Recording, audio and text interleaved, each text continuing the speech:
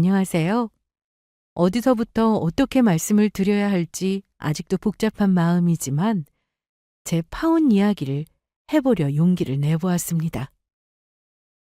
저는 올해 30살 직장인입니다. 결혼은 원래 계획대로라면 이미 했어야 했습니다. 하지만 결혼을 앞둔 시점에서 저는 파혼을 결정했고 이 시기는 크리스마스 분위기가 한창이던 딱 작년 이맘때였습니다.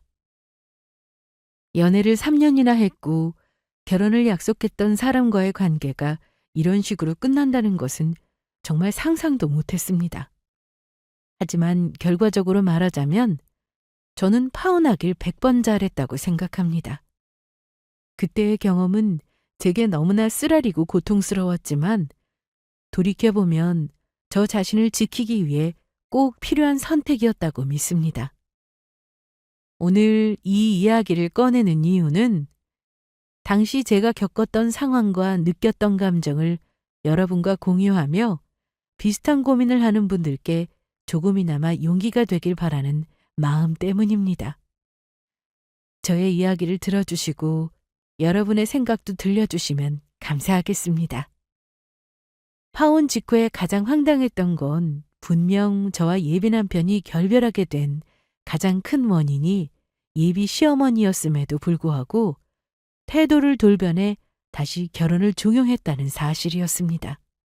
마치 아무 일도 없었던 것처럼 말이죠. 처음에는 문자로 연락이 왔어요. 저에게 무리한 요구하며 차라리 파혼하라는 말을 먼저 하셨던 분이었으면서 결혼을 다시 생각해보면 안 되겠느냐는 말을 하시더군요. 얘야, 아들하고 네가 헤어진 건 내가 너무 심했기 때문인 것 같구나. 내가 잘못했다. 그런데 우리 아들이 너 없이는 안 된다. 다시 한번 생각해보면 안 될까? 처음엔 남자친구 엄마 문자를 몇 번 그냥 무시했어요. 다 끝난 일이니 감정적으로 더 휘말리고 싶지 않았거든요. 그런데 그게 끝이 아니더군요. 제가 줄기차게 무시하자 얼마 뒤에는 전화를 해서는 이렇게 말하더라고요. 어쩐 일이세요? 이미 끝난 일에 자꾸 이러시면 제가 연락을 안 받기도 뭐하고 불편한데요? 그만 좀 연락해 주셨으면 하는데요? 예, 결혼 말까지 오고 간 사이에 이렇게 차갑게 굴 수가 있어? 이제 몇 달 지나면서 마음 좀 가라앉았니? 어떠냐? 너 우리 아들 다시 만날 생각은 해본 거야? 저는 정말 어이가 없어서 아무 말도 못했습니다. 결혼을 앞두고 제게 무리한 요구를 했던 것도 그 요구를 받아들이지 않으면 파혼하라는 말을 했던 것도 다 예비 시어머니 본인이었습니다. 그런데 이제 와서 저더러 다시 만나보라는 말을 하다니요. 더 기가 막힌 건 예비 시어머니가 이런 말도 했다는 거예요. 우리 아들이랑 너 연락을 아예 안 한다며? 그러지 말어. 아들이 너랑 깨지고 나서 정말 많이 힘들어한다. 거의 다 죽어가. 네가 한 번만 봐주면 우리 아들 다시 일어날 수 있을 것 같아. 아니, 저는 그 집안의 구세주가 아니잖아요. 제가 이 말을 듣고 어떤 생각을 했을까요? 화가 치밀다 못해 이제는 피식 웃음이 나더라고요. 참 뻔뻔하다는 생각도 들고 이래서 더더욱 이 결혼을 하지 않았던 게 잘한 일이라는 확신이 들었습니다. 그래서 전화를 받는 건 마지막이라고 단호히 말했습니다. 어머님, 제가 어머님이라고 부르는 건 오늘이 마지막일 거예요. 이미 끝난 사이에 이러셔도 소용없어요. 이제는 저도 제 삶이 있고요. 파혼 말 먼저 꺼낸 건 제가 아니라 어머님이라는 거 기억하시죠? 그러니까 다시는 연락하지 말아주세요. 부탁드려요. 통화가 끝난 뒤에도 여전히 찜찜했지만 그때 다시 한번 파혼하길 진짜 잘했다고 느꼈습니다. 물론 연애할 때는 저나 남자친구 둘 다 서로 좋아한 건 분명합니다. 둘 다 직장인일 때 친구의 소개로 만나게 되었는데요. 별 기대 없이 나갔던 자리에서 인상이 너무 좋은 예비 남편을 보고 호감을 가지게 되었습니다. 저랑 동갑내기에 적당히 성실해 보이고 유머도 있고 무엇보다 말이 잘 통했어요. 그 뒤로 몇 번 더 만나면서 점점 더 좋아졌죠. 그렇게 시작해 남자친구와 저는 연애 3년 만에 결혼 약속을 했습니다. 저는 서울 소재 대학 나와 일찍부터 큰 건설회사에서 근무하고 있고 남자친구도 저랑 비슷한 쪽 기술직으로 일하고 있었어요. 하지만 연봉에 비해 업무 강도가 세고 출장이 너무 많아 오래 할 수 있는 직종은 아니다 싶었습니다. 월급이 적어도 몸이 많이 고되지 않으면 안정적인 곳인데 남자친구는 이직을 고민했어요. 그러더니 저에게 결혼할 때까지는 공부를 해서 꼭 안정적인 공무원에 합격하겠다고 약속하더라고요. 저는 공부라는 게 쉽지 않다는 걸 잘 알기 때문에 차라리 이직을 권유했었습니다. 근데 직장 생활 병행하면서 공부한다는 게 쉽지 않을 텐데 가능하겠어? 차라리 이직을 알아보지 그래? 이직해도 마찬가지야. 30 초반에 평생 직장 구하려면 공무원이 답일 것 같아. 아무리 생각해도 그게 맞아. 우리 결혼할 때까지는 내가 열심히 해서 무슨 일이 있어도 공무원 시험 합격할 테니까 양가 부모님께 인사도 드리고 천천히 결혼 준비해보자. 좀 안타깝긴 했습니다. 공무원이라는 직업이 안정적이긴 해도 사실 보수가 그리 많은 것도 아니고요. 요즘에는 철밥통이라는 개념도 많이 없어진 직종이기도 해서요. 그리고 결혼을 약속하면서 조금 걱정스럽더라고요. 사실 저는 남자친구보다 연봉이 거의 2배 가까이 많았거든요. 공무원이 된다고 하면 저랑 연봉 격차는 더 벌어질 테고요. 사기업을 다니다 보니 어쩔 수 없는 차이였죠.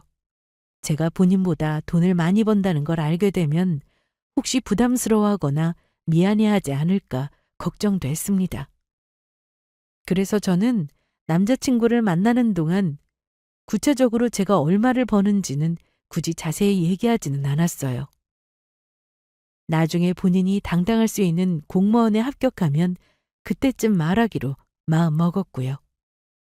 우리 친정이 부유한 편인데 그 역시 자세하게는 말하지 않았습니다. 열심히 노력하신 부모님 덕에 저는 좋은 부모님 만난 혜택을 많이 봤다고 감히 말씀드릴 수 있겠네요. 그때까지 쭉 돈 걱정 없이 하고 싶은 공부하고 살았고 좋은 직장을 얻고 어린 나이지만 제 명의 아파트까지 이미 부모님 도움으로 분양받아 가지고 있었으니 전부 부모님 덕이 아니겠습니까? 부모님께는 늘 감사하는 마음이었지만 그렇다고 제 조건만 내세우며 남자를 까다롭게 고르고 결혼하기보다는 내가 좋아하는 남자와 결혼하고 싶었습니다. 그렇게 둘이 만나면서 본격적인 결혼말 나오기 전까지는 남들과 다름없이 아무 문제 없이 행복한 커플이었어요. 둘이 데이트 통장도 만들어 놀러도 다니고 만난 곳에 먹으러도 다니고 행복한 연애를 했어요. 아무래도 직장 생활과 공시 생활을 병행하긴 힘들었던지 첫 해와 두 번째 해에는 시험에서 낙방하긴 했습니다. 하지만 잘 될 거라 믿었어요. 그래서 결혼도 예정대로 준비하기로 했습니다. 차라리 결혼해서 제가 돈을 벌고 공부에만 집중하면 더 합격이 빨라질 거라는 생각도 들더라고요. 남자친구와 저는 처음부터 결혼 준비에 대해 현실적으로 대화를 나눴어요. 남자친구는 직장 생활을 했지만 아무래도 이래저래 모아둔 돈이 많지 않았기 때문에 서로 부담을 공평하게 나누자는데 의견이 일치했어요. 그래서 결혼 비용은 반반씩 부담하기로 하고 양가 부모님께 말씀드리기로 했어요. 사실 남자친구 집은 외부에서 보면 평범해 보였지만 속사정을 들여다보면 그리 넉넉한 형편은 아니었어요. 남자친구도 일을 잘 알고 있어서 처음부터 솔직하게 말해줬어요. 우리 부모님은 결혼에 도움 주실 여력이 안 돼. 대신 간섭도 안 하실 테니까 우리 마음대로 하자. 돈 문제는 우리 둘이 상의해야 할 거야. 반반씩 부담하면 나도 얼추 결혼 준비 가능할 것 같은데 그렇게 하자. 저는 어차피 결혼이란 건 우리들이 힘을 합쳐 꾸려나가면 된다고 생각했어요. 부모님의 경제적 지원이 없어도 결혼 생활을 시작할 자신이 있었고, 남자친구도 그런 점에서 나와 가치관이 잘 맞는다고 느껴졌죠. 그때까지만 해도 저는 모든 게 순조롭다고 생각했어요. 각자의 역할을 분담하고 결혼에 필요한 준비를 하나씩 해나가면 되겠다고요. 우리 부모님은 그렇게 까다로운 분들이 아니세요. 하지만 한 가지 분명한 기준이 있다면 사람 됨됨이가 가장 중요하다고 생각하시는 분들이세요.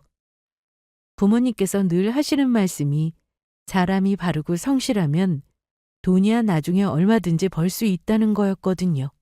그래서인지 남자친구를 처음 만나셨을 때 그 사람이 착실하고 성실한 사람이라는 걸 보시고 마음에 들어 하셨어요. 그 이후에도 부모님은 제 결정을 존중해 주셨어요. 배우자 선택은 저에게 달려있는 일이라면서 남자친구를 있는 그대로 받아들여 주셨죠. 그래서 저도 처음부터 남자친구의 상황에 대해 솔직히 말씀드렸어요. 남자친구가 공무원 시험을 준비 중이라는 점, 경제적으로 여유가 많지는 않지만 그만큼 더 노력하는 사람이라는 점까지요. 부모님께서는 제 이야기를 들으시고 이렇게 말씀하셨습니다. 내가 그 사람을 선택하는 데는 이유가 있을 거다. 우리가 보기에도 성실하고 책임감 있어 보이니 너랑 둘이 열심히 하면 누구보다 잘 살지 않겠니? 라고 말씀하셨습니다. 특히 부모님은 결혼에 있어서 돈이 모든 걸 결정하지 않는다고 강조하셨어요. 지금 당장 돈이 있고 없고는 중요하지 않다. 두 사람이 마음을 합치면 얼마든지 잘 살 수 있어. 그럼 당연하지. 엄마도 처음에 네 아빠 만났을 때는 둘이 아무것도 가진 게 없었다. 근데 지금 봐라.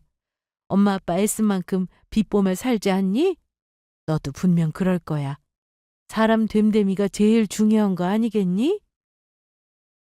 부모님은 두 분 다 저에게 따뜻한 말씀을 해주셨죠. 그래서 저는 부모님이 믿어주시는 것에 감사하면서 결혼 준비를 시작할 수 있었어요.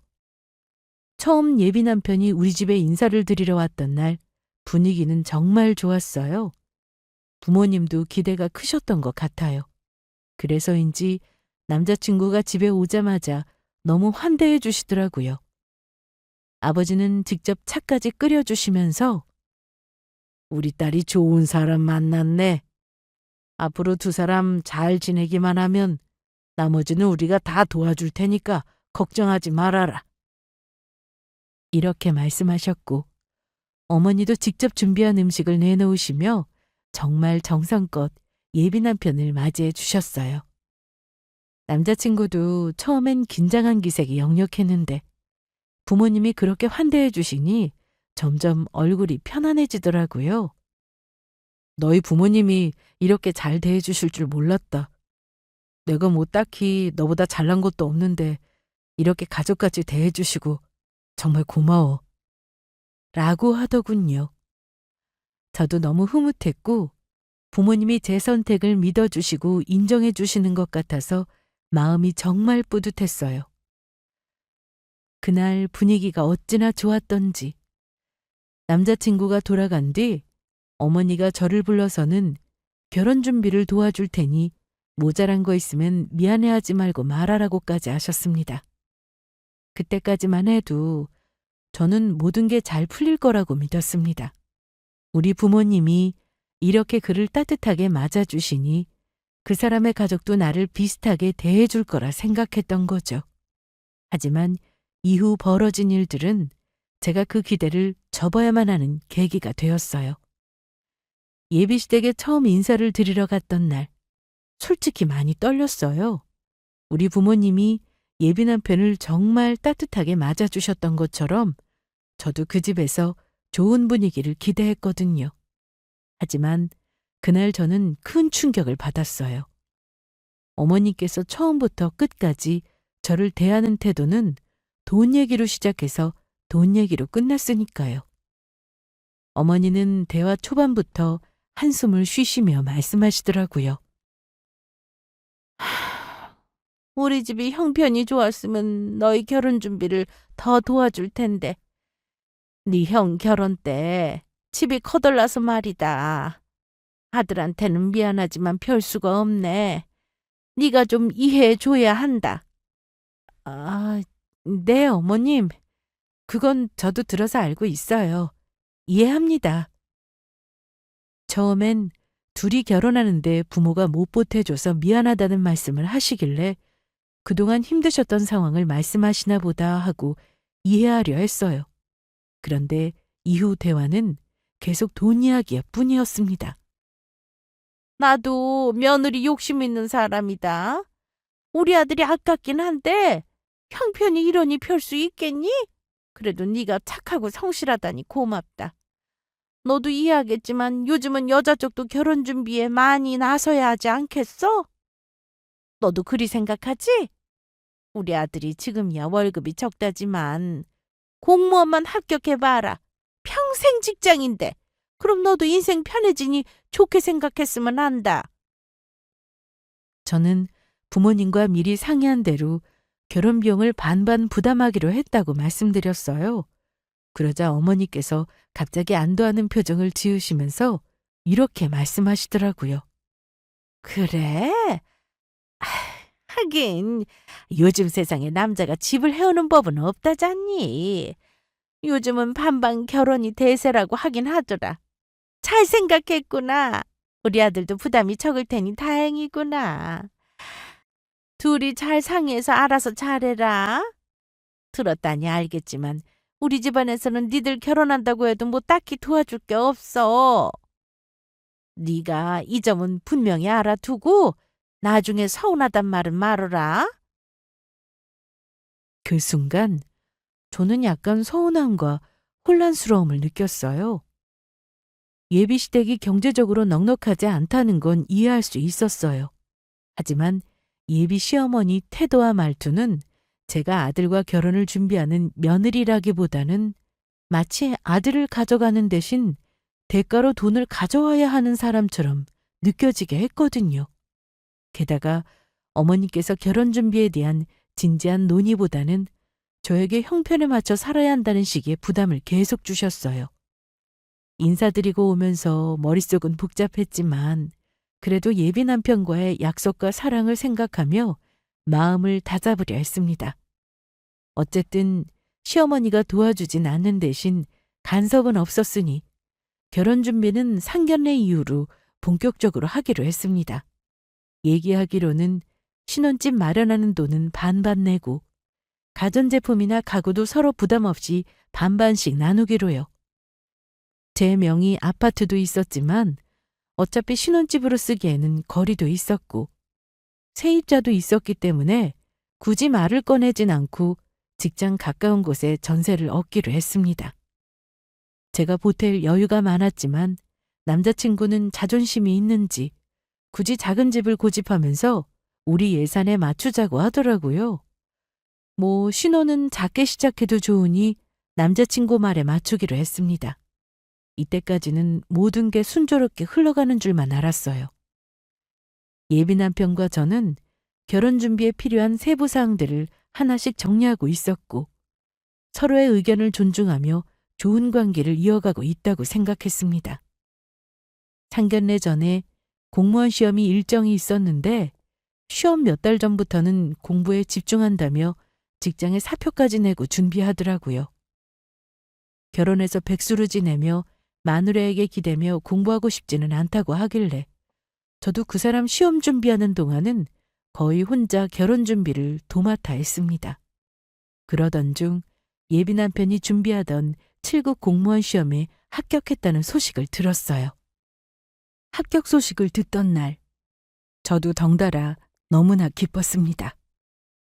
축하해. 이젠 더 안정적으로 결혼 생활 준비할 수 있겠다. 그래 고마워. 이게 다 네가 도와준 덕분이야. 마음고생도 했을 텐데 정말 고맙다. 부모님이 너무 기뻐하시니까 나도 너무 좋더라. 아마 한시름 놓으신 것 같아. 예비 남편도 환히 웃으면서 우리 같이 결혼 준비 잘하고 행복하게 잘 살자고 말해주더라고요. 그때만큼은 정말 행복한 순간이었어요. 그런데 그 기쁨이 오래가지 않았습니다. 예비 시어머니께서 그 소식을 들으시고 태도가 완전히 바뀌었거든요. 마치 예비 남편이 갑자기 의사나 판검사가 된 것처럼 아니면 로또라도 맞은 사람처럼 행동하시기 시작했다는 겁니다. 아들의 7급 공무원 합격 소식을 들은 지 얼마 지나지 않아 예비 남편과 함께 다시 시댁을 방문한 날이었어요. 예비 시어머니께서 결혼과 관련해 상의할 게 있다며 집에 와달라고 하셨거든요. 저는 결혼 준비에 대해 구체적인 얘기를 나누려는 자리라고 생각했죠. 솔직히 조금 긴장도 되고 또 잘 대화가 풀리길 바라는 마음으로 갔습니다. 그런데 시댁에 도착하자마자 시어머니는 저를 앉혀놓고 전혀 예상치 못한 이야기를 하셨어요. 처음부터 아들의 7급 공무원 합격이 얼마나 대단한 일인지 자랑부터 하시더라고요. 우리 아들이 얼마나 고생해서 이 자리까지 왔는지 알지? 직장 생활에 결혼 준비까지 하면서 시험 준비하는 게 어디 보통 일이었겠니? 준비한 지 3년도 안 돼서 이렇게 합격한 건 정말 대단한 거야. 아유, 엄마, 그만 좀 하세요. 누가 들으면 고시에라도 합격한 줄 알겠어요. 대단한 거 아니니까 사람 민망하게 그만하시라니까요. 자기 엄마의 칭찬이 민망했는지 남자친구는 그만하라고 멋쩍어 하더라고요. 얘는 엄마가 이 정도로 자랑도 못하니? 너 공직이 얼마나 대단한 건 줄 몰라? 사실 우리 집안에서 공무원이 나온다는 건 처음이거든. 다들 경사라고 얼마나 축하를 많이 해주는지 몰라. 네, 어머니, 저도 대단하다고 생각해요. 그래! 너도 대단하다고 생각할 줄 알았다. 그렇게 한참을 자랑하시더니 갑자기 저를 바라보며 덧붙이시는 말이 더 황당했습니다. 우리 아들은 이제 장래가 보장된 사람이야. 안정적인 직업에다가 신분도 좋잖니. 사실 이런 사람이 결혼할 여자는 줄을 서는 게 보통인데 네가 운이 참 좋은 거야. 우리 잘 될 거 알아보고 미리 결혼까지 못 받고 말이지. 넌 신랑 잘 만나서 좋겠다. 자랑도 어느 정도껏 이어야죠. 제가 차마 할 말이 없어서 대답을 못할 정도였습니다. 남자친구는 머리를 극적이며 멋쩍어 하면서도 자기 엄마 하는 말을 말리지는 않더라고요. 그런데 어머니가 저에게 황당한 말을 그때 꺼냈습니다. 어쨌든 내가 너를 오늘 부른 건 결혼 문제 때문이니 일단 본론부터 얘기하마. 너 알다시피 이제 우리 아들이 7급 공무원도 됐겠다. 신부 쪽에서 혼수를 좀 제대로 준비해야 하지 않겠니? 나는 애써 기른 아들을 너한테 주는 건데 평생 안정적인 직장에 연금까지 나오는 우리 아들이랑 결혼하면서 아무것도 안 할 생각은 아니지? 저는 처음엔 농담인가 싶어 웃으면서 어머니에게 말씀드렸습니다. 어머님, 저희는 반반하기로 얘기가 다 끝난 걸로 아는데요. 저희 부모님도 모자라면 도와주신다고 했지만 어머님이 처음에 둘이 사정 봐가면서 형편에 맞게 하라고 하셨고요. 근데 어머님은 제가 뭘 더 하길 원하시는 건가요?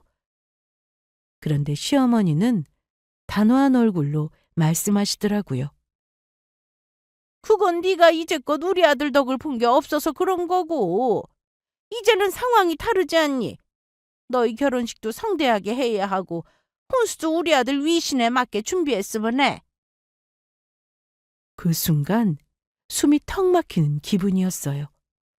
그동안 예비 남편과 연애하며 서로를 존중해왔다고 생각했는데 예비 시어머니의 말은 마치 제가 아들의 성공덕을 보며 결혼하게 된 사람인 것처럼 들렸거든요. 그뿐만이 아니라 예비 시모는 아들 자랑과 함께 요구사항을 아주 구체적으로 덧붙이기 시작했습니다. 우리 아들이 이젠 대단한 사람 아니냐. 결혼 준비도 그에 걸맞게 해야 하지 않겠어? 네가 준비할 혼수가 3억 정도는 돼야 아들 입장이 살 것 같은데 너는 어찌 생각하니?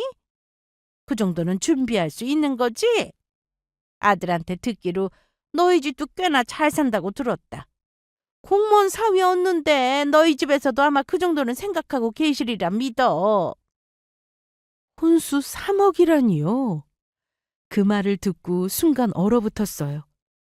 제가 당황해서 말을 잇지 못하자 시어머니는 제가 거절할 여지를 주지 않으려는 듯 말을 이어갔습니다.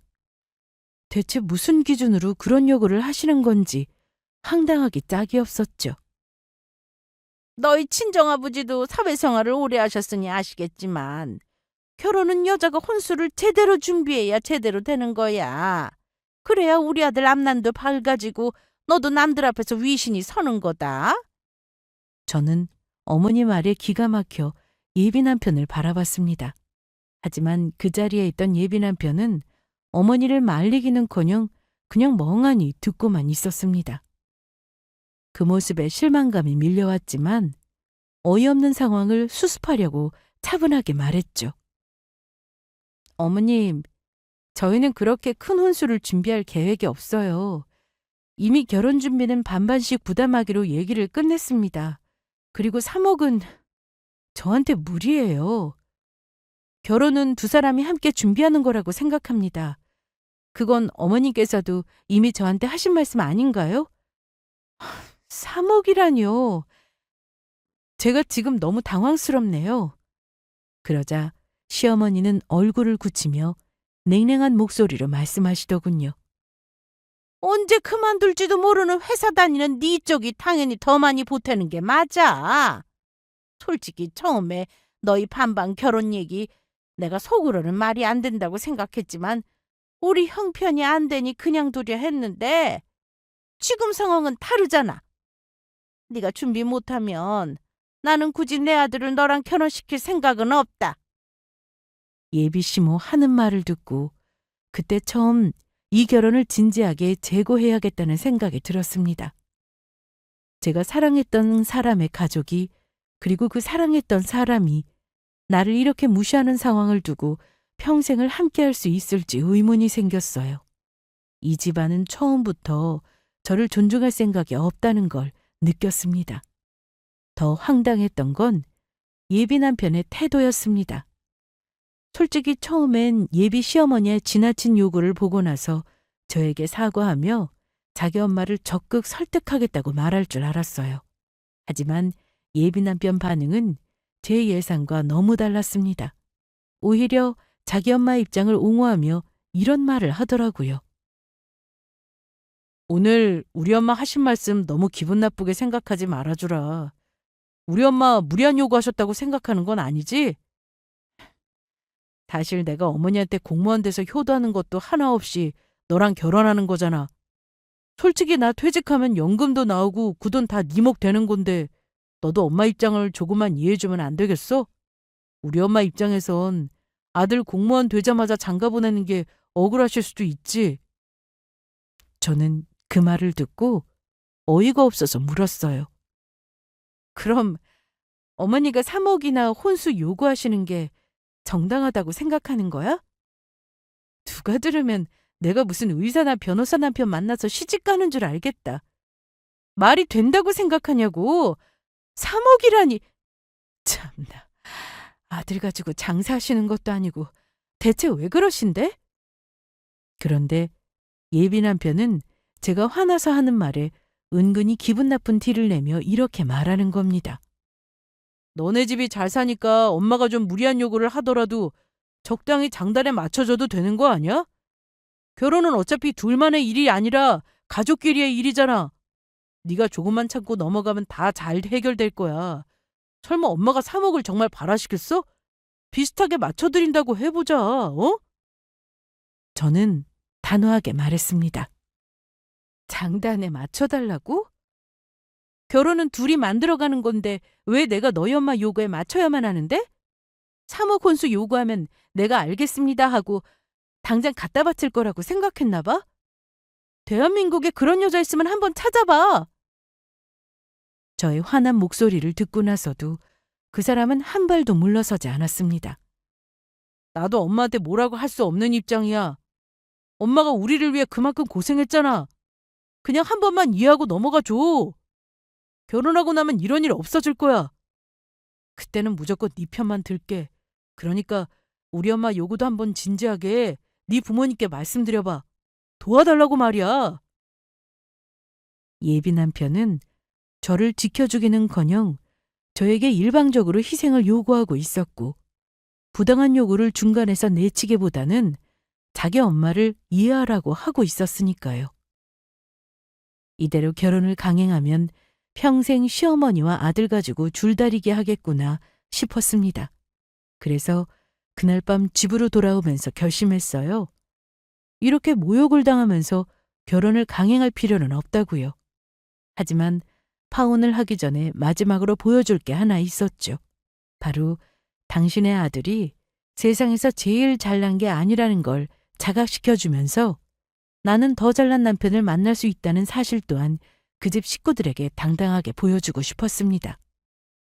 우리 부모님께는 모든 일이 정리되면 파혼 사실을 말씀드리겠다고 마음먹었어요.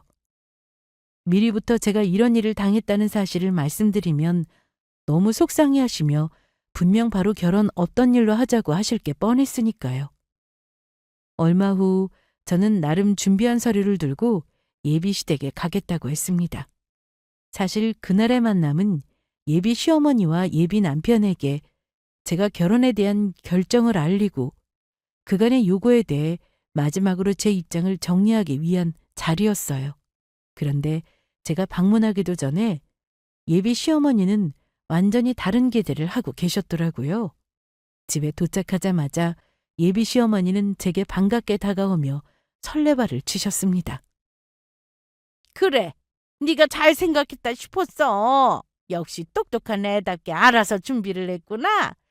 너희 부모님도 무려 7급 공무원을 사위로 데려가는데 당연히 그 정도는 하시겠다고 하셨지? 그 말만으로도 이미 숨이 턱 막혔는데 거기서 끝이 아니었어요. 혼수 가구나 이런 건 네가 고를 게 아니라 우리 쪽에서 다 알아볼 테니까 그냥 돈만 내면 돼. 너희 부모님이랑 잘 얘기해서 준비해와. 혹시 현금으로 준비하는 거면 아예 우리 아들 통장에 넣어줬으면 하는데 그건 괜찮을까? 저는 그 자리에 앉아 예비 시모의 말을 차분히 들었지만 속으로는 정말 황당하고 화가 치밀어 올랐습니다. 제가 무슨 대답을 할지도 모른 채 혼자만의 기대와 확신으로 웃으며 신나게 말을 이어갔어요. 우리 아들이 아무래도 7급 공무원이면 결혼 준비도 그에 걸맞아야 하는 거야. 신부 쪽에서 알아서 해주면 너희가 앞으로 싸울 일도 없을 거고. 그런 게 결혼의 예의 아니겠니? 아무튼 이제라도 내 말을 이해했다니까 내가 마음이 놓이는구나. 그 자리에 앉아있던 예비 남편은 여전히 침묵하고 있었고 저는 그동안 참아왔던 말을 꺼낼 준비를 했습니다. 사실 그날 제가 가져간 서류는 서류 봉투를 준비하기 위한 것이 아니라 제가 왜 이 결혼을 끝내야 하는지 보여줄 증거였거든요. 저는 준비해간 서류를 꺼내기 전에 설레발치는 예비 시모에게 제 입장을 단호하게 밝혔습니다. 어머님, 죄송하지만 그렇게는 못하겠는데요. 오늘 제가 혼수 3억 해오겠다고 온 건 아니라서요. 뭐? 그럼 대체 너 오늘 여기 온 이유가 뭐냐? 그 혼수 금액을 못 맞추겠다 이거니? 아이고 참. 얘, 너 정말 말귀를 못 알아듣는구나. 예비 남편은 제 말을 듣고 눈을 동그랗게 뜨며 놀란 표정으로 저를 바라봤어요. 뭔가 말을 하려는 듯 입을 뗐지만 그 순간 예비 시어머니가 남자친구의 말을 가로막으며 단호하게 외치셨습니다. 얘, 아들! 너는 나서지 말고 가만히 있어. 엄마가 알아서 할 테니까 넌 신경 쓰지 마. 그런데 이번엔 예비 남편도 어머니에게 반발하기 시작했어요. 엄마, 그래도 이 문제는 우리 결혼인데 제가 얘기해야죠. 엄마도 이제 그만하세요. 적당히 하셔야죠. 일단 오늘은 그만하시고 나중에 얘기하시자고요. 그 사람은 제 표정을 보고 상황이 심상치 않다는 걸 눈치챈 듯 보였어요. 하지만 아들의 반박에도 불구하고 시어머니는 귀엽고 선을 넘는 말을 서슴지 않고 내뱉으셨습니다. 너희 결혼 준비하면서 느꼈는데 네가 우리 아들한테 너무 부족한 것 같구나. 솔직히 말하면 우리 아들한테 다른 선자리도 아주 줄을 서서 들어오고 있어. 네가 그 혼수를 못 맞추겠으면 굳이 이 결혼을 할 필요가 없지 않겠니? 정혼수를 못 맞추겠으면 그냥 파혼을 하든가. 3년 동안 아들이 저와 교제한 걸 알면서 선짜리라니.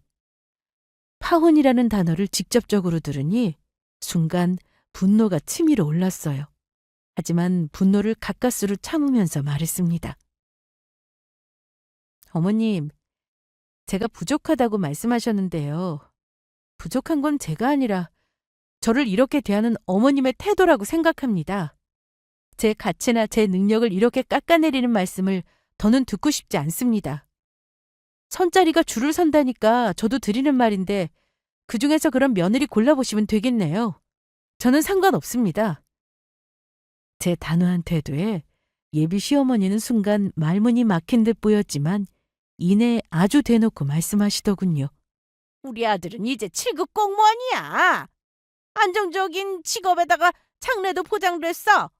이래도 상관없다는 거야? 정말 우리 아들 포기하겠다 이 말이니? 너 오늘 이 자리에서 확실히 말해라. 네가 아니라도 우리 아들을 원하는 사람이 많다는 걸 알아둬. 시어머니의 황당한 요구와 모욕적인 말들을 들으면서 저는 결혼을 끝낼 준비를 하고 있었어요. 하지만 단순히 파혼을 통보하고 떠나는 것으로는 제 마음속 억울함이 해소되지 않을 것 같았습니다. 그래서 마지막으로 단단히 각오를 했죠. 그동안 숨겨왔던 제 연봉을 공개하기로요. 초반에 말씀드렸듯이 사실 저는 대기업 건설사를 직장을 다니며 또래 중에서도 높은 연봉을 받고 있었어요. 하지만 결혼을 준비하면서 굳이 연봉을 자랑할 필요성을 못 느꼈고 공무원 시험 준비하느라 예민하던 예비 남편도 제 수입에 대해 깊이 묻지 않았기 때문에 이 이야기를 꺼내지 않았던 거죠. 하지만 지금은 상황이 달랐습니다. 저를 무시하고 자기 아들에 비해 부족하다는 말을 들었으니 그게 아니라는 답을 명확하게 해줄 때라고 생각했습니다. 저는 준비해간 서류를 꺼내 예비 시어머니와 예비 남편 앞에 내밀며 차분히 말했습니다. 말씀 한번 잘하셨네요, 어머니. 저 확실하게 말할게요. 어머니 아들 포기가 아니라 버리겠습니다. 뭐? 너 지금 무슨 소리를 하는 거야? 우리 아들을 버리겠다니. 이 서류는 다 뭐고? 저한테 혼수 3억을 요구하셨는데 사실 저는 그 돈을 당장 마련할 능력이 있는 사람이에요. 서류 보시면 알겠지만 저는 이미 제 명의 집도 있고요. 하지만 문제는 돈이 아닙니다. 시어머니는 당황한 얼굴로 서류를 바라보더니 한참 동안 아무 말도 못하셨습니다. 그 서류에는 제 연봉과 자산 증명 자료가 적혀 있었죠. 저는 이어서 말했습니다. 보시겠어요? 이게 제 연봉이에요. 결혼을 위해 제가 돈을 못 준비해서가 아닙니다. 문제는 어머님도 그렇고 어머님 아들도 그렇고 저를 존중하지 않으신다는 점이에요. 제가 무슨 능력이 있건 없건 한 사람으로서 저를 이렇게 깎아내리시는 태도는 받아들일 수 없습니다. 어머니 아들이 공무원이 된 게 그렇게 저를 무시하고 이런 어처구니 없는 요구까지 당당하게 해도 될 정도로 대단한 일인가요? 제가 뭐 의사나 변호사한테 시집간다고 하면 이해를 하겠지만요. 저보다 월급도 적은 7급 공무원이랑 결혼하는데 3억 혼수라니요. 어머니, 현실 파악 좀 제대로 하셔야겠어요. 남자친구와 어머니는 제가 내민 서류를 자세히 들여다보면서 놀라더라고요. 이게 정말 네 연봉이니? 아니 그 나이에 벌써 연봉이 1억이라고? 그리고 이거 뭐냐? 등기 권리증이라니? 너 정말 서울에 이만한 집도 있는 거야? 근데 왜 반반 결혼을 하겠다고 한 거니? 어? 저는 혼자 살아도 걱정 없이 살 수 있는 사람이에요. 돈이 없어서 결혼 못할 사람도 아니고요. 반반 결혼하겠다고 할 때 저는 이 사람 보잘것없는 재정 사정 이해하고 받아들인 건데 어머니는 보태줄 생각도 안 하셨으면서 지금 아들 팔아먹으려고 하시는 게 너무 황당하네요. 선짜리 줄 선다고 하셨죠? 어머니 아들 3억 혼수에 오는 여자 골라서 어디 장가 잘 보내보시죠. 어머니 말대로 저는 3억 혼수는 절대 할 생각이 없고요. 이런 요구를 하는 지방과는 결혼할 생각이 없습니다. 오늘 이후로 결혼은 없던 걸로 하죠. 파혼하겠습니다. 저는 그 자리에서 바로 파혼을 선언했습니다. 그 순간 시어머니 얼굴이 하얗게 질리더라고요. 눈동자가 흔들리면서 당황한 기색이 역력했어요. 그러더니 갑자기 태도를 바꿔 제 손을 잡으며 말씀하시더라고요. 아니 얘, 너 그렇다고 무슨 파혼을 이렇게 쉽게 입 밖으로 꺼낸다니? 일단 진정하고 얘기하자. 파혼은 절대 안 된다. 내가 아들 파혼시키는 꼴을 어찌 보니? 미안해. 미안하다고 하잖니. 저는 예비 시모의 손을 뿌리쳤습니다. 미안하다니 어머니. 저는 사과받을 생각이 없어요. 이 손 놓으시죠. 먼저 파혼을 언급한 건 제가 아니라 어머니신데요. 왜요? 제 월급 명세서랑 집 등기관리증 보니까 아차 싶으신가 봐요? 아들이 지금 어떤 혼사를 놓친 건지 어머니 똑똑히 알아두시죠? 저의 차가운 대꾸에 남자친구도 쩔쩔매며 말했습니다. 민영아, 나야말로 서운하다. 너 그동안 나한테 왜 경제적인 건 다 숨긴 건데. 연봉 높고 집 있다고 하면 내가 뭐 욕심이라도 낼 것 같아서 그런 거야? 일단 우리 엄마가 다시 얘기하자시니까 진정하고 우리 다시 얘기해보자. 그래 얘, 내가 그걸 몰랐구나. 네가 그렇게 능력이 있는 줄 알았다면 내가 심했네. 미안하다. 그저 우리 아들이 잘 됐으니 그 기쁨에 그만. 너도 우리 아들을 봐서 한 번만 이해해주면 안 되겠니? 혼수 3억이든 30억이든 제가 내야 한다고 생각하시는 한 저는 이 결혼 못합니다. 그리고 제 연봉이랑 제가 누리는 것들 어머니 아들이랑 같이 공유할 생각도 없어요. 복을 발로 차고 아들 혼사길 망친 게 누군지 잘 생각해 보세요. 저는 더 할 말 없습니다. 그러자 예비 시모는 울상이 되었습니다. 어머 얘, 그러지 말고 앉아. 어른이 미안하다고 바로 사과하는데 버릇없이 혼자 1억이니? 아까 심하게 군 건 사과하마. 혼수 3억도 내가 취소할 테니까 마음 풀고 다시 얘기하자니까. 아니요. 사과는 이미 늦었어요. 저는 더 이상 이 결혼 진행할 마음 없어요. 어머니가 제 돈 보고 붙잡는 거 보니까 더 파혼해야겠다는 생각이 드네요. 어머니 아들 선짜리 많이 들어온다고 하니까 어디 장가 얼마나 잘 가는지 지켜볼게요. 저는 이만 가보겠습니다. 나가려는 저를 남자친구가 다급하게 붙잡더라고요. 잠깐 민영아. 우리 엄마는 엄마고 너 정말 나랑 이대로 헤어져도 괜찮겠어? 정말 우리 헤어지는 거냐고? 그래. 우린 여기까지인 것 같아. 좋은 날은 추억으로 남겨두자. 결혼이 현실이란 말이 뭔지 난 이제야 알겠거든. 내가 왜 파혼까지 결심했는지 네 태도도 다시 한번 되돌아보길 바래. 결혼 전에 부당한 네 엄마 요구에도 내 편이 아닌데 결혼해서는 너도 뻔하지 않겠니? 다시는 연락하지 마. 제 말을 듣고 시어머니는 울먹이며 미안하다고 애원했지만 저는 더 이상 대꾸하지 않았어요. 저를 붙잡는 남자친구의 손을 뿌리치며 그 집을 나와버렸습니다. 그날 이후 저는 예비 남편과도 그 가족과도 연락을 완전히 끊었습니다. 그렇게 저는 3년간의 연애를 파혼으로 마무리했네요. 힘들 줄 알았는데 오히려 후련하더라고요. 지금 생각해보면 아마 저도 결혼할 준비가 안 되었던 시기인 것 같았습니다. 부모님께 말했더니 얼마나 노발대발 하셨는지 몰라요. 특히 엄마는 사위를 생각하면 믿었던 마음의 상처를 받으셔서 더 분노하셨습니다. 내가 그놈을 얼마나 좋게 봤는데 너한테 그런 얼토당토하는 요구를 했다는 거야? 파혼 그까짓 거 이혼보다 더 낫다. 나 어참 공무원이 뭐 의사라도 된다든? 네가 진작 엄마한테 말했으면 그놈의 집구석을 다 뒤집었을 텐데 너 혼자 왜 그런 욕을 보고 그래?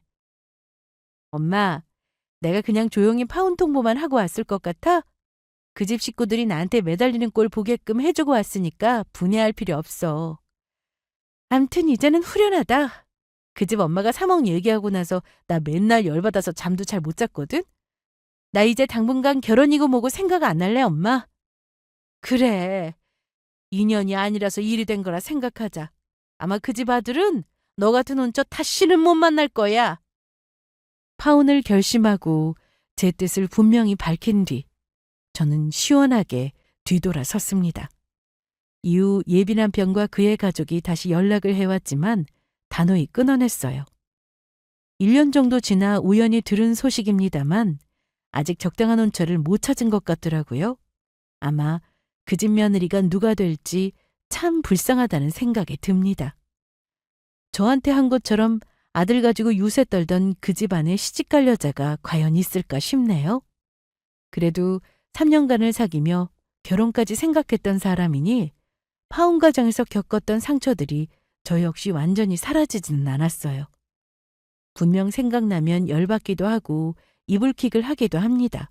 하지만 이번 일을 계기로 제가 얼마나 소중한 사람인지 그리고 나를 존중하지 않는 사람과는 절대 평생을 함께할 수 없다는 걸 명확히 알게 되었습니다. 제가 파혼을 겪으면서 한 가지 느낀 게 있다면 결혼은 사랑만으로 되는 게 아니라는 겁니다. 사랑은 중요하지만 사랑만으로 결혼을 결정해서는 안 되는 거더라고요. 결혼은 두 사람만의 일이 아니라 가족과의 관계까지 포함된 현실적인 선택이에요. 상대방의 가족이 나를 얼마나 존중하는지, 내 의견과 가치를 얼마나 인정해 주는지를 꼭 확인해 보세요. 그리고 무엇보다 여러분 자신을 소중히 여기세요. 내가 나를 존중하지 않으면 다른 누구도 나를 존중하지 않을 겁니다. 저처럼 힘든 상황에서 스스로를 지켜낸 경험이 여러분께도 작은 용기가 되길 바랍니다. 그럼 저의 파혼 사연은 여기서 마무리하겠습니다. 감사합니다.